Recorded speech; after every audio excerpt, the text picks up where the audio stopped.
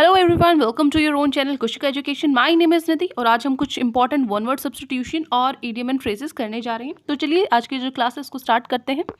First आपका question है, आपको वन वर्ड सब्स्टिट्यूशन बताने हैं सारे क्वेश्चंस में। तो फर्स्ट आपका है a practice of having more than one husband. वो बताना है कि जिसमें हम एक से ज़्यादा हस्बैंड को, जो एक वुमेन है वो एक से ज़्यादा हस्बैंड रख सकती है, उसे क्या बोलते हैं? पॉलीगाइनी, पॉलीएंड्री, पॉलीगैमी या फिर पॉलीट्रॉफी। बताइए क्या कहते हैं? इन चारों ऑप्शन में से ए, बी, सी या डी बताइए। तो देखिए, आपकी जो पॉलीगैमी होती है ना, पॉलीगैमी होती है, ये एक्चुअल में क्या होता है कि हम एक से ज़्यादा विवाह कर सकते हैं। तो इसके दो फॉर्म्स होते हैं, एक होता है पॉलीगाइनी और एक होता है पॉलीएंड्री। तो पॉलीगाइनी में क्या होता है, इसमें भी जो एक मैन है, इसमें क्या होता है, एक मैन होता है, वो एक से ज़्यादा औरतों से शादी कर सकता है, ठीक है, बहुविवाह जिसको हम बोलते हैं, ठीक है। और पॉलीएंड्री में क्या होता है, एक वुमेन होती है जिसमें एक से ज़्यादा हस्बैंड वो रख सकती है, ठीक है। तो इसकी ये दोनों फॉर्म है, ठीक है।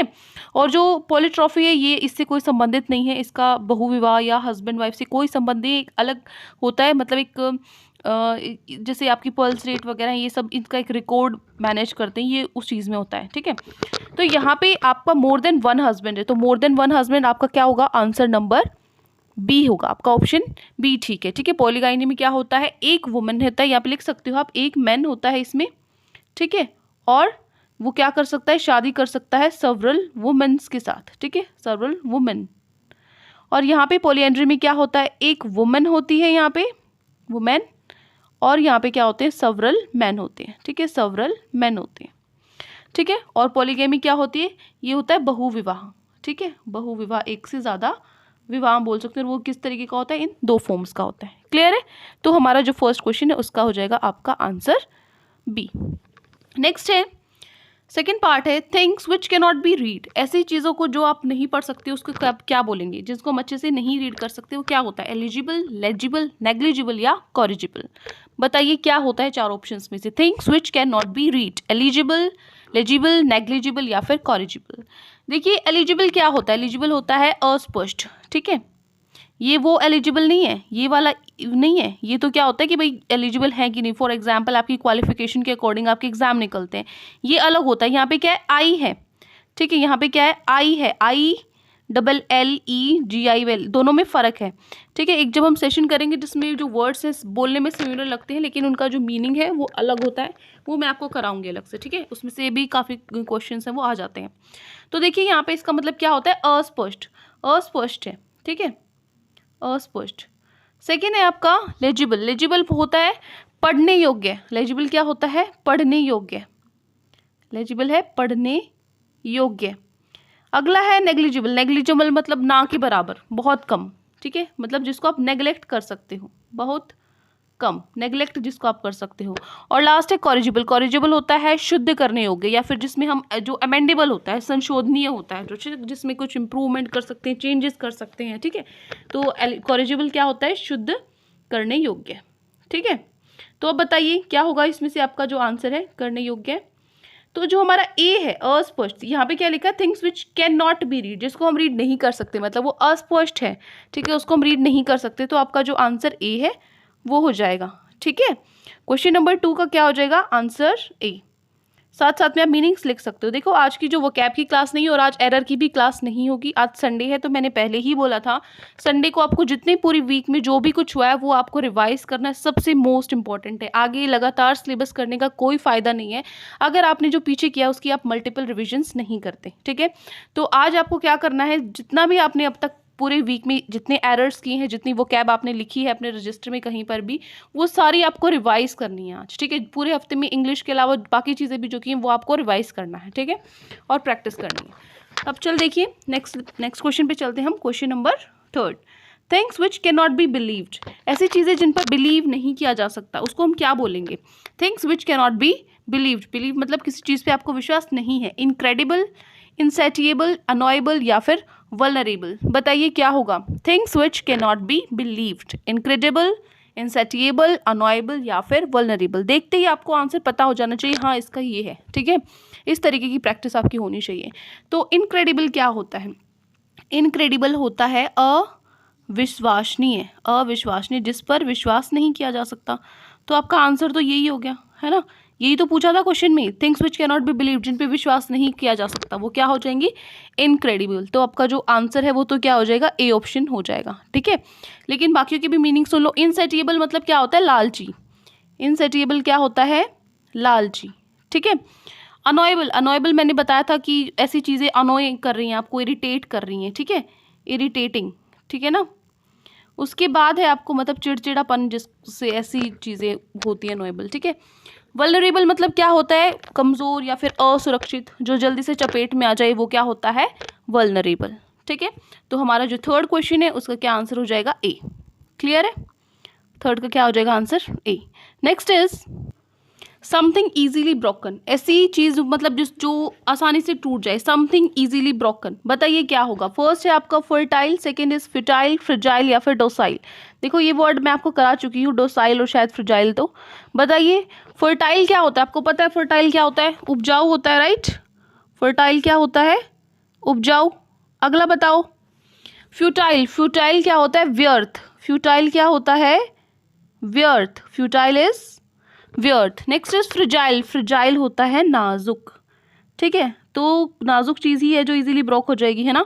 तो समथिंग इजीली ब्रोकन में क्या हो जाएगा, फ्रिजाइल, नाजुक। And D is docile, docile क्या होता है, विनम्र। डोसाइल क्या होता है, विनम्र। क्लियर है। तो यहाँ पे समथिंग इजीली ब्रोकन क्या हो जाएगा, हमारा जो आंसर नंबर सी है वो करेक्ट है। फ्यूजाइल मीन्स क्या होता है, नाजुक। क्लियर। नेक्स्ट है क्वेश्चन नंबर 5। तो next is set in wrong time और period. Set in wrong time और पीरियड, गलत समय पर या गलत वक्त पर किसी चीज़ को सेट करना क्या होता है, बताइए। फर्स्ट है आपका antiphonic, second is anachronistic, C is anarchy and D is analogy. बताइए कौन सा ऑप्शन सही है, सेट इन रॉन्ग टाइम और पीरियड। फर्स्ट आता है आपका एंटीफोनिक। देखो जो एंटीफोनिक है ना, ये तो रिलेटेड होता है म्यूजिक से, इसमें कुछ लय वगैरह का वो सब चीज़ होती है एंटीफोनिक में, ठीक है। नेक्स्ट है आपका एनाक्रोनिस्टिक। एनाक्रोनिस्टिक क्या होता है, काल भ्रमित, ठीक है, काल भ्रमित, ठीक है ना, मतलब पुराने समय से आप लगा सकते हो कुछ भी, ठीक है।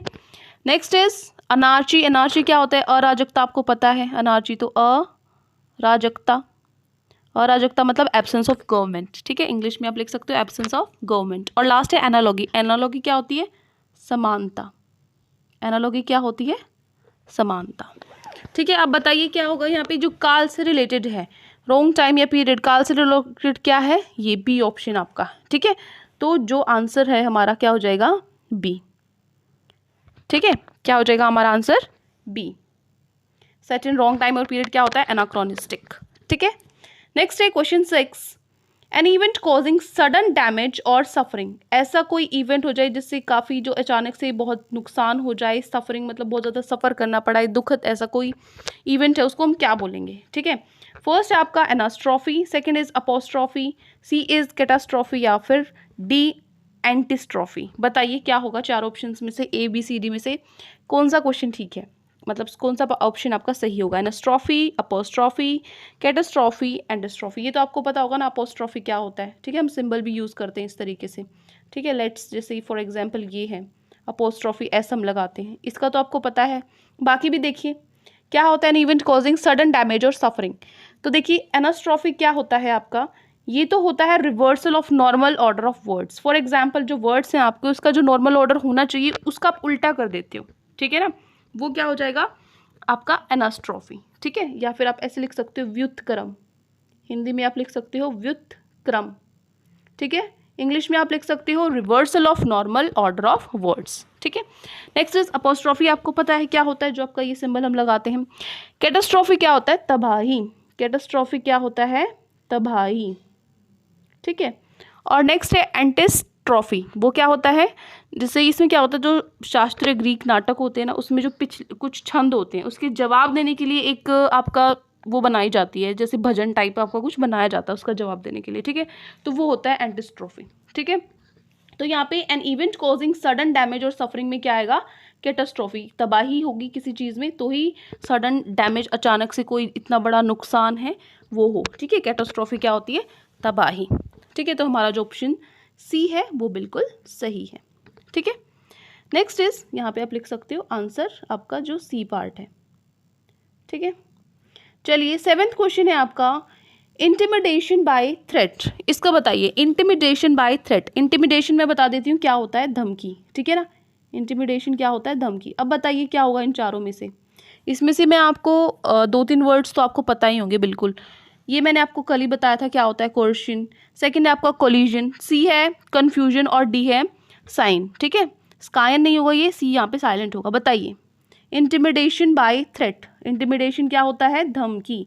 तो फर्स्ट वर्ड मैंने आपको कल ही कराया था शायद, जिसमें मैंने आपको बताया था कोर्शन और आपको इसके जो सिनोनियम्स है वो बताए थे, ठीक है। क्या होगा, हरासमेंट होता है ना, ऑपरेशन का मीनिंग शायद मैंने आपको बताया था। क्या होता है, हरासमेंट हो गया, उसी का सिनोनियम क्या हो गया, कोर्शन हो गया। इसीलिए बोलती हूँ रिविजन ज़रूरी है आपकी, ठीक है। वो कब कहाँ कब काम आ जाए, ये नहीं है कि आपको इंटिमिडेशन बाय थ्रेट आपने देखा और सीधा जो इसका आंसर है वो लर्न कर लिया। जो चारों वर्ड्स हैं वो भी आपको साथ में लर्न कर लिए हैं। डेली मैं आपको ये बात बोलती हूँ, ठीक है। तभी आपकी वो कैब ईजी होगी, मतलब आपको लर्न होगी जब आप हर चीज़ में वो कैब ढूंढोगे, ठीक है। हर चीज़ आपके सामने कोई वर्ड आया तो आप उसको नेग्लेक्ट नहीं करोगे कि छोड़ो इसको जाने दो, ठीक है। चलिए बताइए, फर्स्ट आपका पता है आपको क्या होता है, हरासमेंट। हरासमेंट या शोषण आप बोल सकते हो, ज़बरदस्ती आप बोल सकते हो, ठीक है। नेक्स्ट है आपका कोलिजन। तो आपको पता है कोलिजन आपस में टक्कर होना, ठीक है। कोलिजन आपको पता है आपस में टक्कर होना। कन्फ्यूजन आपको पता है क्या, उलझन, किसी आपको कन्फ्यूज रूम है, ठीक है, समझ नहीं आ रहा कुछ, तो ये क्या होता है, उलझन। और डी है आपका साइन। साइन मतलब होता है वंशज। साइन क्या होता है, वंशज, ठीक है। इंग्लिश में आप लिख सकते हो डिसेंडेंट, ठीक है ना। चलिए अब बताइए क्या होगा, इंटिमिडेशन बाय थ्रेट का आंसर क्या हो जाएगा हमारा, ए हो जाएगा। किसी चीज़ जोर जबरदस्ती करना, किसी को धमकाना, डराना, शोषण करना, ठीक है। तो क्या हो जाएगा हमारा ए आंसर, ठीक है। आंसर क्या हो जाएगा, ए। नेक्स्ट है question number 8, the art of writing और सॉल्विंग कोड्स। वो art of writing solving codes, इस तरीके से कोड की फॉर्म में लिखना, ठीक है, या फिर कोड्स को सॉल्व करना, उसको हम क्या बोलते हैं, पॉलीग्राफ, एनीमोग्राफ, ऑटोग्राफ या क्रिप्टोग्राफ। ऑटोग्राफ तो आपको पता है क्या होता है, तो ये तो हट गया यहाँ से। बाकी 3 ऑप्शंस बचे हैं, पॉलीग्राफ, एनीमोग्राफ या क्रिप्टोग्राफ। बताइए कौन सा होगा आपका, बताइए। देखो यहाँ पे पॉलीग्राफ तो मैं आपको बता चुकी हूँ ना, शायद फर्स्ट क्वेश्चन में या अभी जो पीछे आया था क्या होता है। उसके बाद सेकंड है आपका एनीमोग्राफ। एनीमोग्राफ क्या होता है, जैसे रिकॉर्डिंग ऑफ विंड मेजरमेंट्स, ठीक है। जो हवा होती है वो पवन वेग लेखी, आप लिख सकते हो, मैं लिखवा देती हूँ, पवन वेग लेखी, ठीक है, रिकॉर्डिंग ऑफ विंड मेजरमेंट्स, ठीक है। नेक्स्ट है ऑटोग्राफ, आपको पता है। क्रिप्टोग्राफ क्या होता है, art of writing in codes, ठीक है। मतलब जो आपका ये है art of writing in codes, आपका जो आंसर क्या हो जाएगा, डी वाला, art of writing in codes, ठीक है। तो डी ऑप्शन आपका बिल्कुल सही है, आंसर क्या हो गया इसका, डी, ठीक है। नेक्स्ट है क्वेश्चन 9, अ speech delivered without any previous preparation. आप अगर कोई स्पीच बिना किसी उसकी प्रिपरेशन के, बिना तैयारी किए आप कोई भी स्पीच है ऐसे ही दे देते हो, तो उसको हम क्या बोलेंगे, डायलॉग, एक्सटेम्पोर, ओलोक्यूशन या फिर डायलेक्ट। बताइए, a speech delivered without any previous preparation, A B C D में से कौन सा ऑप्शन आपका करेक्ट होगा। डायलॉग आपको क्या क्या पता है कि क्या होता है, डायलॉग, एक डायलॉग बोलना, ठीक है। नेक्स्ट है एक्सटेम्पोर। एक्सटेम्पोर क्या होता है, अचिंतित। एक्सटेम्पोर क्या होता है, अचिंतित, ठीक है, अचिंतित। नेक्स्ट इज एलोक्यूशन, क्या होता है, डिक्शन या फिर स्पीच, ठीक है, डिक्शन या फिर स्पीच, ठीक है। और आपका डी है डायलेक्ट। डायलेक्ट क्या होता है, उपभाषा, कोई भी आपकी जो लोकल लैंग्वेज एक तरीके से वो, ठीक है ना, उपभाषा आपकी जो है। तो बताइए, a speech delivered without any preparation, तो क्या होगा, एक्सटेम्पोर होगा इसमें। अचिंतित मतलब आप बिना किसी घबराहट के, बिना किसी उसकी, आप कभी भी रेडी हो, अचिंतित हो, तो ये बेसिकली एक्सटेम्पोर है। ये अचिंतित किस चीज़ में होता है, बोलने में, ठीक है। अ speech delivered without any previous preparation के लिए हम यूज़ करते हैं एक्सटेम्पोर, ठीक है। नेक्स्ट है आपका क्वेश्चन नंबर 10, तो यहाँ पे आप इसको लगा लीजिए बी, ठीक है, B. Next is a building where animals are killed for meat. वो बिल्डिंग जहाँ पे जो जानवर है उनको मारा जाता है मीट के लिए, ठीक है, उनको मारा काटा जाता है किस, मीट के लिए। तो फर्स्ट है आपका अबीम, सेकेंड इज अबेट, अबेकस या अबेटर। बताइए क्या होता है, अबीम, अबेट, अबेकस, अबेटर।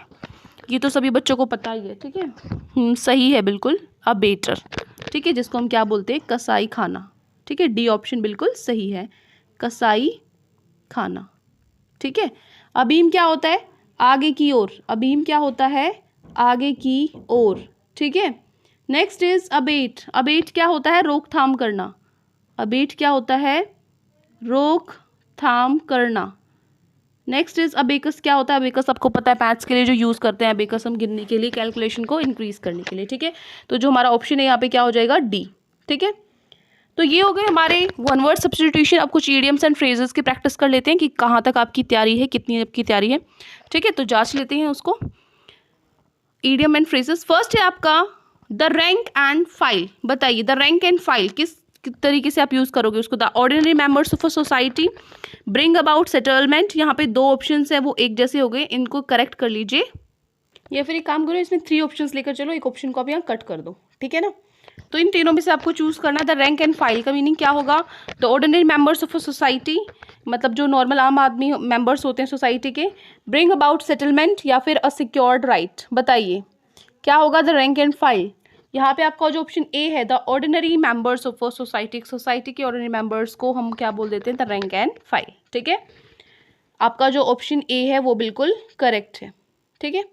नेक्स्ट है question 2, on the wagon. On the wagon बताइए, ये भी काफ़ी बार एक दो बार एग्जाम्स में आया है, बाकी एग्जाम्स में भी आया है, सीजीएल वगैरह में भी आया है। देखो आप प्रैक्टिस आपको करनी है, तो आप जितने भी आपकी जहाँ पे भी जो भी आपको मिले ना प्रैक्टिस करने के लिए, जिसके भी प्रीवियस, मान लीजिए आपने DSSS के ख़त्म कर दिए सारे प्रीवियस ईयर, तो क्या करो जो बाकी एग्जाम्स हैं जैसे DSSS जो बाकी दास वगैरह के एग्ज़ाम हुए हैं, ठीक है, तो वो सारे आप कर सकते हो प्रैक्टिस। नेक्स्ट है ऑन द वैगन का बताइए, to act independently and decide your own fate. Second is abstaining from drinking alcoholic beverages. C is to put things in the wrong order. D to pass or progress quickly and easily. बताइए on the wagon का मतलब क्या है, to act independently and decide your own fate. अपनी किस्म जो अपना भाग्य है खुद उसको डिसाइड करना, खुद अपने अकॉर्डिंग इंडिपेंडेंटली बिना किसी पर डिपेंड हुए उसको जीना। सेकेंड है एब्स्ट्रेनिंग फ्रॉम ड्रिंकिंग अल्कोहलिक बेवरेजेस। यहाँ पे क्या है, मतलब जो आप अल्कोहलिक मतलब जो शराब वगैरह है या फिर जो ऐसी चीज़ें हैं उन चीज़ों को क्या करना, एब्स्ट्रेन करना, ठीक है। एब्स्ट्रेन मीनिंग क्या होता है, किसी चीज़ से बचना, ठीक है। मतलब कोई कुछ इन्जॉयमेंट करने से या कुछ करने से आप बच रहे हो, ठीक है, अपने आप को रोक रहे हो, वो क्या हो जाएगा, एब्स्ट्रेन, ठीक है। C is to put things in wrong order, अलग मतलब गलत क्रम में चीज़ों को लगाना, या फिर टू पास और प्रोग्रेस क्विकली एंड इजीली, ठीक है, मतलब प्रोग्रेस करना बहुत जल्दी और बहुत ही इजीली किसी चीज़ में। तो बताइए क्या होगा यहाँ पे, जो बी ऑप्शन है आपका एब्स्ट्रेनिंग फ्रॉम ड्रिंकिंग अल्कोहलिक बेवरेजेस, ठीक है। ऑन द वेगन का मतलब क्या हो जाएगा, आपका जो ऑप्शन बी है वो बिल्कुल करेक्ट होगा, ठीक है। या फिर a set of techniques and methods, B enjoyable और एंटरटेनिंग, या assured of a successful outcome. बताइए इन द बैग मीन्स क्या होता है, ईमानदार या फिर सच बोलना, या फिर सेट ऑफ टेक्निक्स और मेथड्स कुछ हैं, या फिर इंजॉयबल होता है बहुत एंटरटेनिंग, या फिर पक्का श्योरिटी है सक्सेसफुल जो सक्सेसफुल रिजल्ट्स की। बताइए इन द बैग मीन्स क्या होता है, assured of a successful outcome. For example आपने इतनी अच्छी खासी मेहनत कर रखी है, आप बिल्कुल श्योर हो कि मेरा एग्जाम तो पक्का क्लियर होगा ही होगा, तो आप बोलोगे कि जॉब है जो आपकी वो क्या है, इन द बैग, ठीक है, मतलब पक्का है मेरा, तो assured of a successful outcome, इस तरीके से, ठीक है। तो जो हमारा ऑप्शन डी है वो बिल्कुल सही है। Next is question 5, in apple pie order. काफ़ी पुराना क्वेश्चन है लेकिन काफ़ी बार एग्जाम्स में आ चुका है, बहुत सारे एग्जाम्स में आ चुका है, ठीक है, पर काफ़ी पहले आया था ये क्वेश्चन, अभी भी आ सकता है, कोई श्योरिटी नहीं है, लेकिन आई थिंक ये मोस्ट ऑफ बच्चों को पता ही होगा इन एप्पल पाई ऑर्डर क्या होता है। To change for the better, to escape from danger, to make a gain that is legitimate, perfectly methodical arrangement. बताइए in apple pie order, to change for better अच्छे के लिए बदलाव करना, टू एस्केप फ्रॉम डेंजर खतरे से बचना, या to make a gain that is legitimate ऐसा प्रॉफिट गेन करना, ठीक है, जो क्या है वैध है, या फिर परफेक्टली मैथोडिकल अरेंजमेंट, ठीक है, अच्छी तरीके से बिल्कुल परफेक्ट तरीके से मेथड से किसी चीज़ को अरेंज करना इन एप्पल पाई ऑर्डर। बताइए यहाँ पे क्या हो जाएगा, परफेक्टली मैथोडिकल अरेंजमेंट आपका आंसर हो जाएगा, ठीक है। ये सारे बच्चों ने ये सबको पता ही है, ठीक है, डी ऑप्शन बिल्कुल सही है, वेरी गुड। नेक्स्ट है question 6, long in the tooth. Long in the tooth means क्या होता है, too old for a particular activity, किसी एक्टिविटी को करने के लिए बहुत ज़्यादा बूढ़े होना एक तरीके से, ठीक है। To go to a dentist, dentist के पास जाना। To have pain in mouth, मुंह में दर्द होना। या to bite something into pieces, या कुछ किसी चीज़ को आप छोटे छोटे पीसेस में तोड़ के काट रहे हो तो वो होता है। बताइए long in the tooth means क्या होता है? Too old for a particular activity. देखो जो इतने सिंपल होते हैं, to go for a dentist, ठीक है, to have pain in mouth, ये तो वैसे ही कट हो जाते हैं कि हमें पता है, तो सिर्फ ए और डी में डाउट था। Long in the tooth means क्या हो जाएगा? Too old for a particular activity, ठीक है। लॉन्ग वर्ड से हम यहाँ पे किसको रेफर कर सकते हैं? टू ओल्ड से, ठीक है, too old for a particular activity. तो ए ऑप्शन हमारा सही होगा, ठीक है। Next is question 7। Under the wire means बताइए, under the wire, at the very last minute, या फिर to last for a long time, या to spend time doing nothing in particular, या fix the date of an important event. बताइए under the wire means क्या होता है?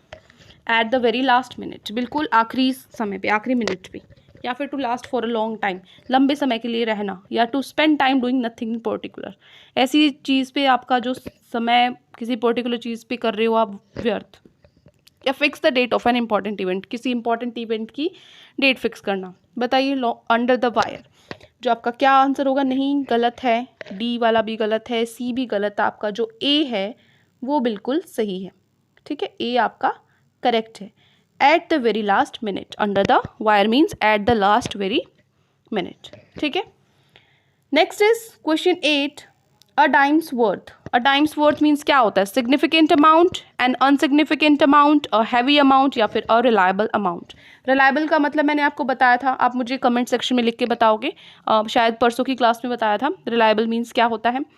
Significant amount होता है अच्छा खासा अमाउंट, या फिर एक इनसिग्निफिकेंट अमाउंट जिस मतलब बहुत ही थोड़ा, कोई वैल्यू नहीं जिस अमाउंट की, या फिर एक हैवी अमाउंट, ठीक है। बताइए टाइम्स वर्थ क्या होगा? एन इनसिग्निफिकेंट अमाउंट, ठीक है। रिलायबल अमाउंट मतलब रिलायबल बताओ, वेरी गुड। जो बच्चे डेली क्लास देखते हैं उनको पता होगा। रिलायबल वैसे भी कॉमन वर्ड है, पता होना चाहिए, ठीक है, विश्वसनीय। चलिए तो क्या हो जाएगा आपका? बी, एन इनसिग्निफिकेंट अमाउंट, ठीक है। 9th is pull the plug, pull the plug बताइए, to begin something with enthusiasm, मतलब किसी चीज़ को शुरुआत करना पूरे आपकी एनर्जी से, ठीक है। B is to go on a visit, कहीं पर जाना। C put a stop to something, किसी चीज़ पे रोक लगाना। या D to be confuse to take a decision, कोई भी डिसीजन लेने के लिए कन्फ्यूज, उलझना किसी चीज़ में, ठीक है, आपको समझ नहीं आ रहा कि क्या आपका फाइनल डिसीजन है। बताइए पुल द प्लग मीन्स क्या होगा? To begin something with enthusiasm, to go on a visit, put a stop to something, या फिर to be confuse to take a decision. ये जो आपका आंसर होगा वो क्या होगा? C, put a stop to something. Pull the plug means वापस आपने प्लग को खींच लिया है, तो मतलब वो चीज़ आप नहीं कर रहे हो, तो put a stop to something, ठीक है, आंसर सी हो जाएगा आपका।